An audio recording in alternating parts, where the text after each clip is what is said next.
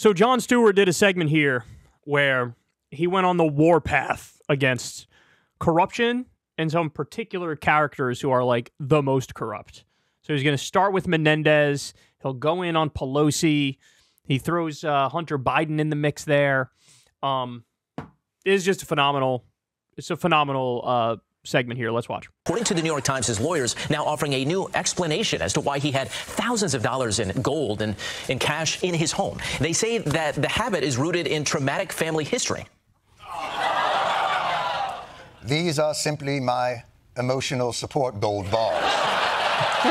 Whenever I am not with them, I get anxious. People respond to trauma in different ways. Now, when it comes to any trial, the first step, of course, and we've seen this play out endless times, finding an impartial jury. Defense attorneys have proposed asking prospective jurors if they have opinions about people from New Jersey. And do they think that because they are from New Jersey that they're more likely to break the law?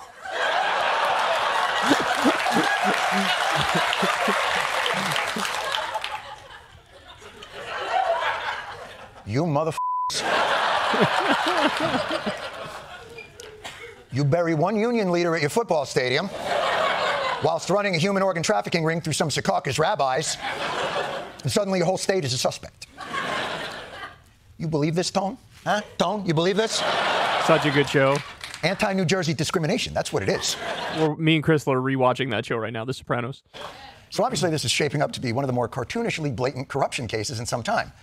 Jersey guy with gold bars stuffed in his jacket and a nice freezer of some halal meats. He says halal meats because one of the corrupt schemes was it some Egyptian guy was paying him a shitload of money? You know, he got luxury cars and gold bars and cash stuffed in suit jackets and shit. And I think one of the people who was paying him was some Egyptian dude who wanted a monopoly on halal meats, and he got it as a result of the corruption. Anything else that might speak to the general character of this United States senator?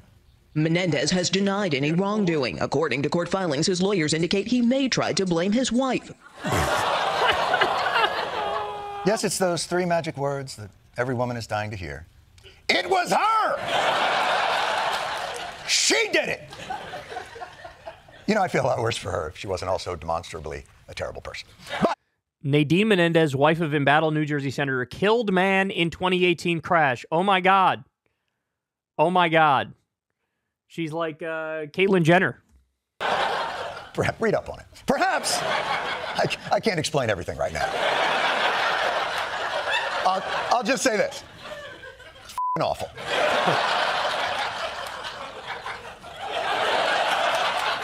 But perhaps the dumbest thing about this entire not quite believable Real Housewives episode is how unnecessary it all is.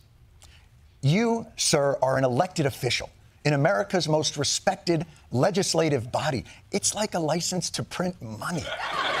You don't need to break the law so cartoonishly when the legal corruption in the Senate is so f***ing lucrative.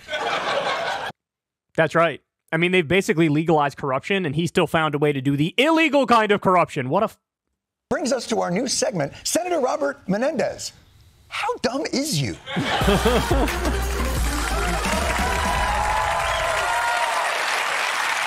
Jersey resident, as a constituent of yours, Senator Menendez, I have to ask with all due respect, how f***ing dumb is you? Promising favors to foreign entities for a little chump change on the side? It's Bush League, when as a U.S. senator, you can enrich yourself in so many different, let's call them legal ways. For instance, the stock market. Members of Congress's stock portfolios consistently beat the S&P 500. The average hedge fund was beating the market at 7%. The study found that the average U.S. senator was beating the stock market by 12%. The average U.S. senator. And if you think it's because the average U.S. senator is just so smart, this is the average U.S. senator. Tommy Tuberville, an ex-football coach who doesn't know the three branches of government. Oh, my God. But when it comes to the stock market, he sees the matrix. How do they do it? Well, the secret is a shrewd understanding of the intricate interconnectivity of global markets. I'm kidding. They have inside information. California Congressman, Democrat, named Alan Lenthal, his wife sold shares of Boeing March 5th of 2020. The very next day, the committee on which he serves in the House released a damaging report on the Boeing 737 MAX. Oh, my God, what timing! Oh, they're so corrupt. They're so corrupt, and they get away with it. In a world that made sense, you'd be locking them all up, bro. Lock them up, throw away the key. I've said this before. I think it's one of my more controversial takes, but I think you guys have actually received it relatively well. I think that corruption should be treated very similar to, like, murder or manslaughter, right? At the very least, like grand larceny or something like that, because this is what destroys the fabric of a nation. When your elected officials are not representing the people, and they're just representing corporations and billionaires, and in some instances, literal foreign governments. Hello, Israel. Hello, Saudi Arabia, right? In Menendez's case, fucking Egypt and others, right? Then we don't even have a functioning country anymore. We have a bunch of corrupt goons who are just trying to personally enrich themselves. See, the rest of us only find out about Boeing's problems as we're being sucked out of the fuselage mid-flight, just flying out over the wing. You're flying in the air over the wings. Sell! I don't think they're good. And it happens all the time. North Carolina Senator Richard Burr received a private briefing in 2020 about how bad the COVID pandemic was going to be for America, and he immediately sold off his stocks, saving himself a small fortune. Of course, he had a reasonable explanation. We wanted to ask you about those stock trades back in February of 2020. The SEC says that you had material, non-public information when you made those trades. You have to look at what I put out. I did look at what you put out. How is that not insider trading? I'm so sorry, sir. I wanted to answer your question. If only there was a button that kept these elevator doors open. I don't. By the way, for those of you at home who don't have a gold-plated elevator, you can avoid these types of questions yourself just by pretending to take the stairs. Oh, I'm sorry. I can't really tell you. I'm going to take the elevator back up.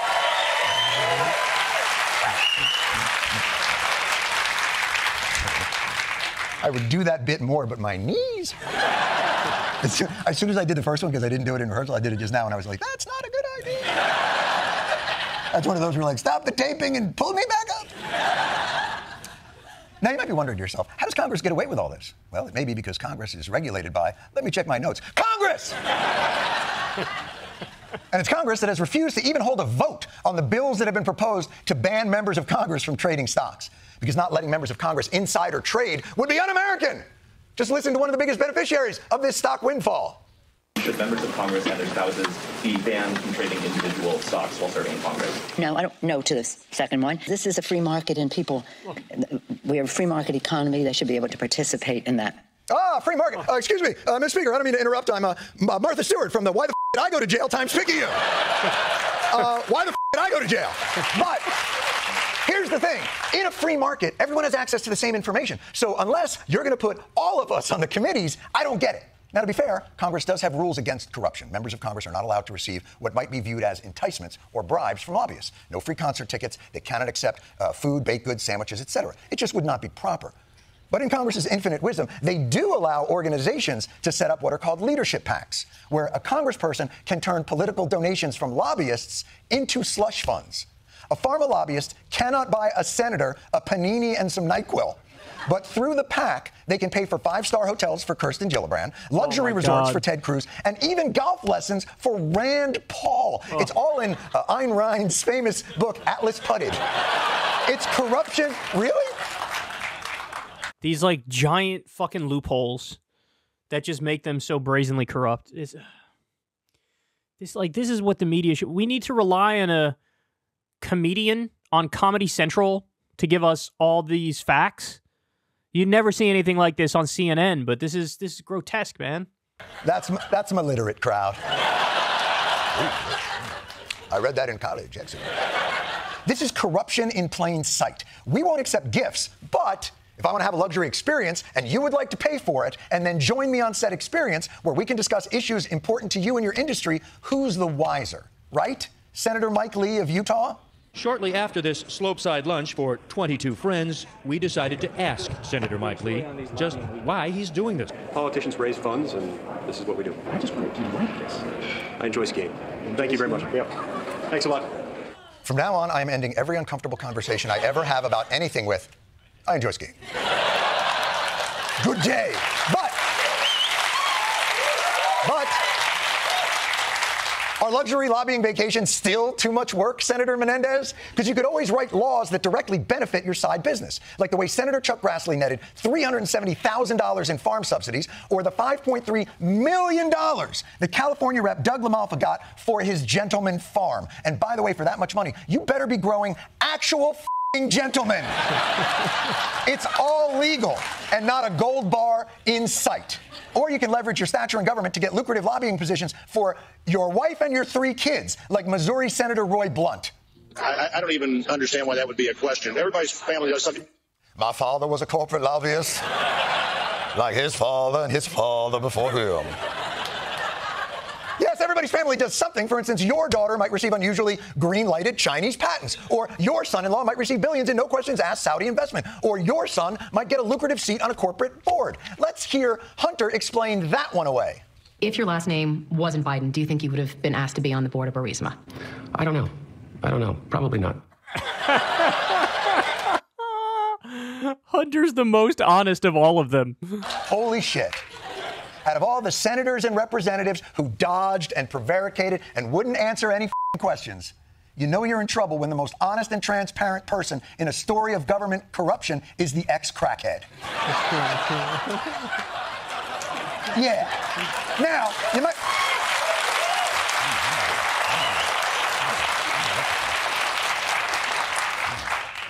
I don't know if I like Jon Stewart anymore.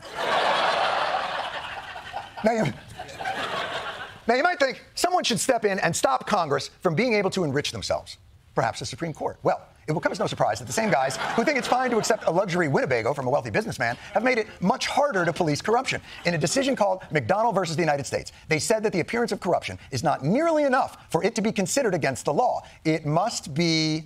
This very narrow quid pro quo idea, I'm going to give you kind of like a cartoonish sack of money in exchange for an actual vote. Whilst twirling my handlebar mustache. Literally, that's what the ruling was. That it has to be, like, you have to have it recorded on video or audio, and it is a, let's do a quid pro quo. I will give you this, and you will give me that. And if you don't have that, they say, not enough. So they've legalized corruption. That's what they've done. At every turn, our Congress and our courts have been given a choice. Be less corrupt, or redefine what constitutes corruption and get on with your bad selves. It's a game of reverse limbo. Having trouble getting under the bar of corruption we've set? Well, how about now? Robert Menendez's gold bars in exchange for favorable legislation is obviously cartoonishly corrupt. But for anyone out there who thinks the status quo of government patronage and influence is of an entirely different species than Menendez, how dumb is you? I mean, it's beyond grotesque, man. Look, the answer is actually very straightforward. The answer is a constitutional amendment to get money out of politics and mandate what's called clean elections, which is public financing of elections, and punish corruption very aggressively, right? Those are the answers. But the Supreme Court has basically stepped in and said the Constitution under the First Amendment of free speech allows this kind of corruption. So that's why you need, instead of doing a law, it needs to be a literal constitutional amendment, which, famously is very difficult. So it looks like we're just stuck in this place where the status quo is like, they're all just super corrupt, and we're all told to just look away and shut the fuck up and accept the system, right? Shit. I mean, what else is there to say about it? He's highlighting the problem better than I've ever seen anybody else highlight the problem, and the solutions are direct and straightforward and simple, but it also seems like climbing Mount fucking Everest in order to do anything about it. So, dark, man. Dark times. Hey, y'all, do me a favor and like and subscribe. It helps out big time in the algorithm. Click the bell as well for notifications when videos drop, and watch that video on screen right now. You know you want to.